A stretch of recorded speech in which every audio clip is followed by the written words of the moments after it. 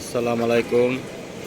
যারা high flyer পালেন সবসময় মনে রাখবেন, বাসা থেকে যখন বাচ্চা হবে বাচ্চাগুলা সেটে নেওয়ার সময় সেটের সামনে এরকম খাঁচার মধ্যে বন্দি করে আকাশের দিকে ওদের লক্ষ্য রাখতে হবে, যে ওদের বাসাটা চিনাতে হবে। খাঁচার মধ্যে 2-3 দিন 4 দিন 5 দিন এরপরে ওই সেটটার মধ্যে দিতে হবে।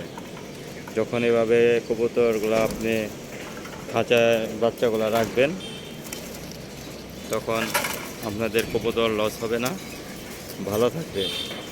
এরপরে আপনারা এরকম একটা সেটের মধ্যে সুন্দর করে দিয়ে রাখবেন, ওখানে ছেড়ে রাখবেন 15 দিন। এরপর আপনি আকাশে দিবেন, আপনাদের বাচ্চাগুলা হারায় যাবে না। এবং একটা জিনিস লক্ষ্য রাখবেন, এই বাচ্চাগুলো যখনই আপনি উড়াবেন তখন সেফটি পিন বেঁধে দিবেন মিনিমাম 1 সপ্তাহ।